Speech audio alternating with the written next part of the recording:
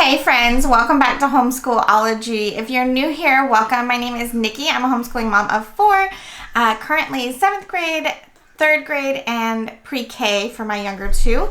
And on this channel, I like to talk to you guys mostly about secular homeschooling, but also a little bit about motherhood, having a larger family, traveling with a larger family, and everything in between.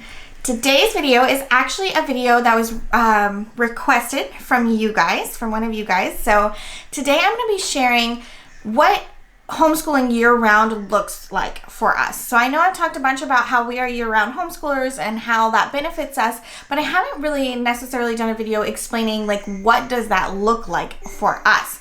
So that is what today's video is going to be about. So come along.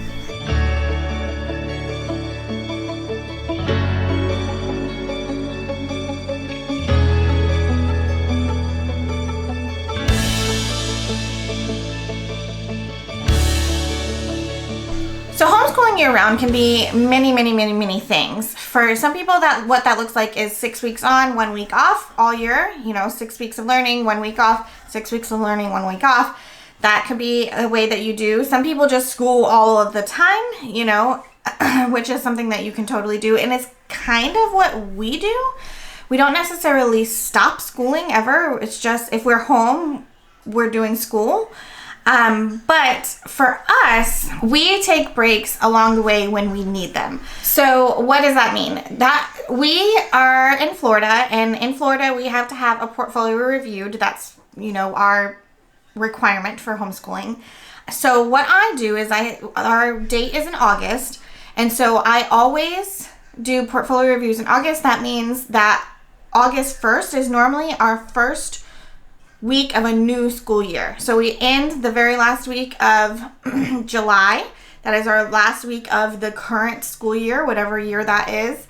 And then we start new August, like the first week in August.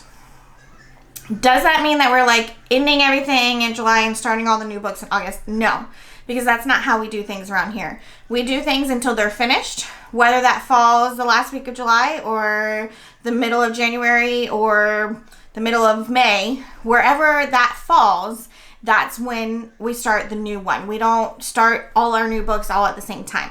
That system has just never really worked well for us, and just starting the next thing when we're ready for it, it goes so much smoother and easier for us. They're not all learning, they're not learning all new things all at the same time. Like they have a chance to... Yeah, when you mix yellow and blue, it turns green. They get a chance to get familiar with one type of, curriculum or material that we're using before having to learn another one. That's one benefit. Another benefit is like we're not worried about getting it done. It's not stressful to us. It's not... Bless you. It's not, we have to finish these by a certain time. That just put too much stress on us, and so we just chose not to do that. So we pick up things as we need them. So we get tired of doing one curriculum and we need a change of things. We put that curriculum on hold. We do something new for a little bit, and then maybe we'll come back to it if it's something I feel like we need to finish. So that is kind of how I make my method of homeschooling year-round work, is because even though I tell them, like they're in 7th grade and 3rd grade right now, and then the first week of August is when they will become 8th graders and 4th graders and kindergartners, that doesn't mean our curriculum is starting and stopping at that point. Something else that homeschooling year-round looks like for us is that we do not take scheduled breaks. And that is because, we have one scheduled break that I pretty much always know we're going to take.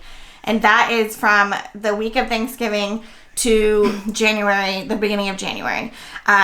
We always go back to school, usually that first Monday of January. Occasionally the second Monday of January if we're needing a little bit of extra time, but... that is a busy season for us. We travel a lot. Our family is pretty spread out, so we travel a lot during that time, and we just normally need the break by then.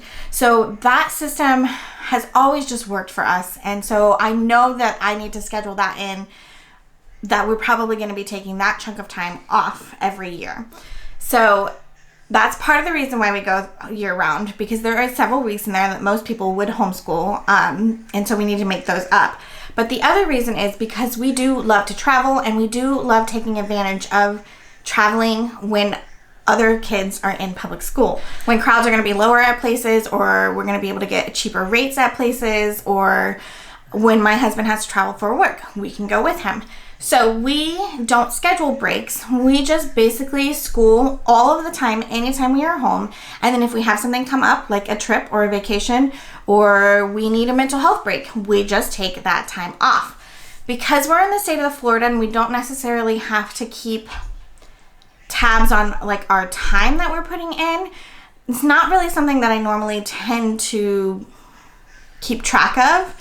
But what I can say is that our curriculum pretty much always starts and ends around the same time. So like math, usually we're ready for a new math come January every year. So that's telling me that even though we're not doing it, you know, like on a consistent schedule, that we are doing things within the year time frame that I'm setting it. So I haven't been keeping track of that because I don't feel like we need to. We typically do start and finish around the general same time every year of things. So, and then they're progressing very, very nicely. Our portfolios that we put together and get reviewed, the teacher, you know, you have to have a licensed teacher in the state of Florida to review them. So our portfolio reviewer, we use her every single year, so she knows where my kids were. And she knows where, you know, she can see where they've gone. And so she, you know, doesn't see any concerns with what we're doing and how things are going. And so it's a system that works for us, and that's what we keep doing. So we just like to be flexible and sometimes spontaneous. I enjoy being spontaneous, but I'm also a planner. And so those don't always meld well together. But using this kind of schooling system does allow us to be spontaneous if we want to, or take the breaks when we need them, when we're feeling overwhelmed, or when we have a lot on our plate, or when we just want to go do something fun. We can do that. We have the ability to do that. So homeschooling year round, that's kind of what it looks like for us. As far as our week-to-week schedule, typically, so we do a co-op, and there is a fall semester and a spring semester. The fall usually starts sometime mid-August and runs to the week of Thanksgiving. And then the spring usually starts sometime in late January and goes to about early May-ish or end of April. During those times, during co-op times, we have co-ops on Mondays. That is our school on Mondays. So during that time, we typically will homeschool Tuesday, Wednesday, Thursday for sure. And then we try to homeschool on Fridays. But currently my husband is taking, like, he has off every other Friday. And when he's home, we typically don't do as much schoolwork unless there's something that I really feel like we are behind on and we need to work on. But we're always using that time to do things around the house that need to be done, or go somewhere with him and take advantage of low crowds. Can you turn that down? We have a 3 or 4 day at home per week schedule, and that just has worked for us. That is working well. We don't do anything else on Mondays because co-op is a long day for all of us, and then we do the bulk of our things on Tuesday. And then anything like our group things like philosophy and root words and stuff, I try to do those on Tuesday. Sometimes it doesn't happen until the end of the week, and that's okay. We fit it in wherever we fit it in. And so that is kind of what it looks like for us. We don't really follow anything really set in stone because we like the flexibility. That is one of the greatest draws to homeschool for us now, not in the beginning, but now, is that it provides us so much flexibility to do what we want when we want and not have to worry about missing or not being able to catch up or all of those things. But because we do take a lot of breaks during the year and that extended break over the holidays, I do say that we have to homeschool year round to make sure that we're meeting, that we're getting through what we need to get through in the course of a year. And so that means that we homeschool in the summer, and it's not, the summer schedule tends to be a little bit looser. We tend to focus more on just like finishing up the things that need to be finished up for the year, and less like full on the whole shebang, everything that we do Typically, because we are doing more things, our friends, our public school friends are out of school, and so we do try to get together with them more often, and so and we have a pool membership, and we try to go to the pool every day, and we do kind of a lighter load over the summer, but our school doesn't stop. You know, our big projects might slow down, but our schooling never really stops. We do, if we're home, we're doing school, and it just works for us. So I hope you guys found this helpful. I'd love to hear how you make homeschooling year-round work for you. If you don't homeschool year-round, you know, you can chat about maybe why you choose to do a set schedule versus, you know, being more flexible. Anything. I just love chatting with you guys down there. And while you're down there, I would love it if you guys would hit that subscribe button, ring the notification bell, and give this video a thumbs up. Don't forget, you can always head over to Instagram and hang out with us over there. And that is all for me today. So I hope you'll come back and chat with me again real soon, and I'll talk to you guys later. Bye.